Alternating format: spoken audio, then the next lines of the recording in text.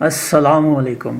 Montana films के banner तले तैयार होने वाली इस फिल्म के सरमायाकार इकबाल शहजाद और परवेज सज्जाद थे। फिल्म के डायरेक्टर इकबाल शहजाद ही थे, जिसकी कहानी सादत हसन मंटो ने झुमके के नाम से लिखी थी। अलबत्ता डायलॉग और स्क्रीन प्ले रियाज शाहिद ने तहरीर किए। फिल्म के कैमरामैन एम सादिक थे। उर्दू जुबान की यह फिल्म बारी स्टूडियो लाहौर में तैयार की गई और 1966 की इस 58 नंबर पर रिलीज होने वाली फिल्म का नाम था बदनाम।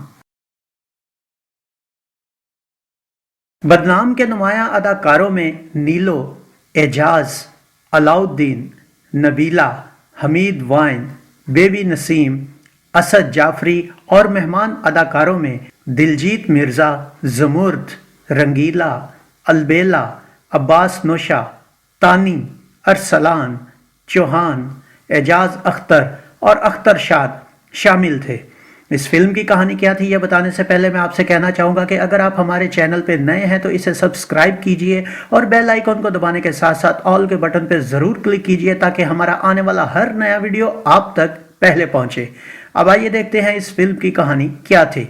नाजरीन, माजी के बेबाक मुसन्निफ सादत हसन मंटो के शोलाबार कलम से लिखी हुई इस फिल्म की कहानी की इब्तदा एक गरीब कोचवान दीनू अदाकार अलाउद्दीन और उसकी बीवी हमीदा अदाकारा नबीला और बेटी से शुरू होती है, जो दिन रात तांगा चलाकर अपना घर चलाता है। हमीदा जो दीनू के साथ मुश्किल से गुजर बसर कर रही होती है, उसकी बस एक ही ख्वाहिश होती है कि वो झुमके खरीदे। दीनू एक जोहरी से बात करके 5 रुपए माहवार 150 रुपए में झुमके खरीदने का सौदा करता है ताकि अपनी बीवी को खुश कर सके। इन्हीं दोनों का मालिक मकान ठेकेदार अदाकार हमीद वाइन नबीला को हासिल करना चाहता है। गाहे बगाहे नबीला के करीब होने की कोशिश करता है। एक रात एक सवारी दीनू के तांगे में नोटों से भरा बैग छोड़ जाती है, जो हमीदा के हाथ लग जाता है। हमीदा के लाख समझाने के बावजूद दीनू उससे लड़कर वो बैग वापस करने चला जाता है, जिसके बाद दीनू की बेटी की तबीयत खराब हो जाती है। हमीदा के घर से लड़ाई की आवाज सुनकर ठेकेदार हमीदा से इस बारे में दरियाफ्त करता है और बच्ची की तबीयत ज्यादा खराब होने की सूरत में उसे इत्तला करने का मशवरा देता है। बच्ची की तबीयत ज्यादा खराब होने पर हमीदा उसके कमरे में जाती है, जहां ठेकेदार ने जानबूझकर बिस्तर पर जेवरात बखेरे होते हैं।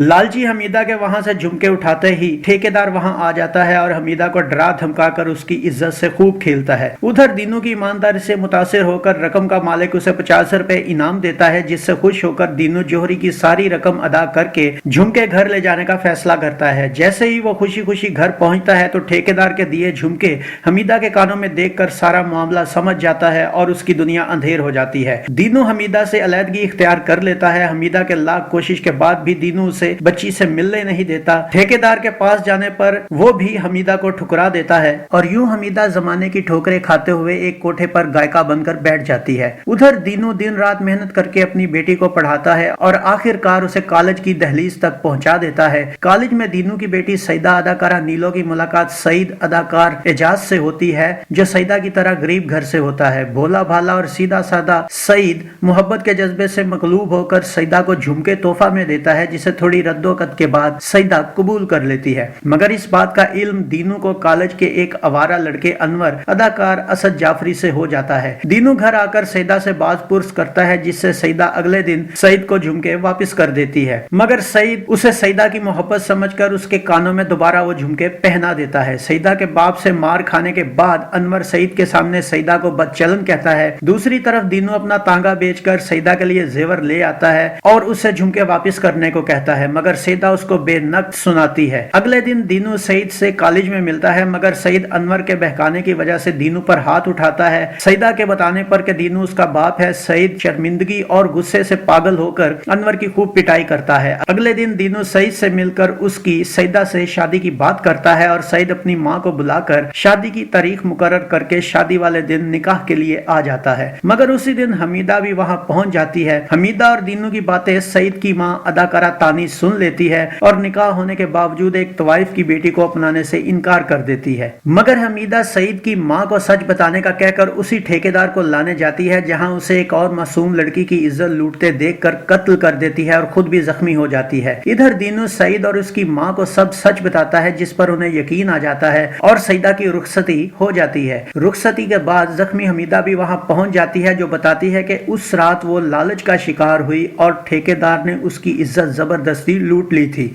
ये कहकर हमीदा दीनू की बाहों में दम तोड़ देती है और फिल्म खत्म होती है। इस फिल्म का म्यूजिक क्या था آئیے دیکھیں۔ سریا ملتانیکر، ناہید نیازی، آئرن پروین، مسعود رانا، شوکت علی، سلامت علی اور امداد حسین کے گائے گانوں کی شاعری مسرور انور، تنویر نقوی، حمایت علی شاعر اور ناظم پانی پتی نے کی، جن کا میوزک دیبو بھاٹیا چاریا نے ترتیب دیا۔ ان 7 گانوں میں ناہید نیازی کا آ تجھ کو سناؤں لوری حالات سے چوری چوری، یہ گیت اداکارہ نبیلہ پر پکچرائز ہوا۔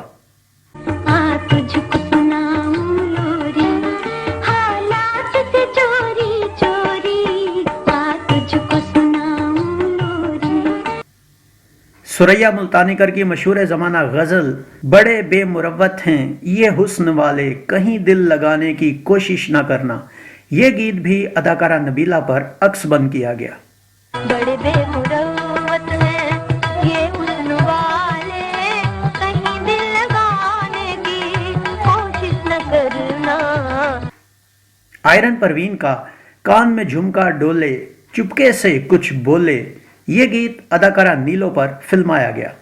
کان میں جھمکا ڈولے چپکے سے کچھ بولے، کیا بولے تو شرماؤں مسعود رانا کے ابھی تو دل میں ہلکی سی خلش محسوس ہوتی ہے، یہ گیت اداکار اعجاز پر شوٹ ہوا۔ بہت ممکن ہے کل اس کا محبت نام ہو جائے، ابھی تو دل میں ہلکی سی خلش محسوس ہوتی ہے۔ ہم بھی مسافر تم بھی مسافر، یہ گیت اداکار علاؤالدین پر پکچرائز کیا گیا۔ ہم بھی مسافر تم بھی مسافر، کون کسی کا ہووے کاہے چپ چپ رووے۔ مسعود رانا اور آئرن پروین کا ایک اور بات مانی ایک اور زخم کھایا، یہ گیت اداکار اعجاز اور اداکارہ نیلو پر عکس بند کیا گیا۔ ایک اور بات مانی ایک اور زخم کھایا، خود ہم نے اپنے ہاتھوں دل کا دیا بجھایا۔ مسعود رانا، شوکت علی، سلامت علی اور امداد حسین کا گایا ہوا کوارٹیٹ بہت بے آبرو ہو کر تیرے کوچے سے ہم نکلے، یہ گیت اداکار اعجاز، البیلا، ارسلان اور اعجاز اختر پر فلمایا گیا۔ پڑے جوتے لگے دھکے محبت کے برم نکلے، بہت بے آبرو ہو کر تیرے کوچے سے ہم نکلے۔ ناظرین، یہ فلم 2 ستمبر 1966 بروز جمعہ کو پورے پاکستان میں ریلیز کی گئی۔ کراچی کے کوہ نور سینما میں اس فلم نے 35 ہفتے گزارنے کے بعد سلور جوبلی مکمل کی اور لاہور کے پلازا میں اس فلم نے 23 ہفتے کا بزنس کیا۔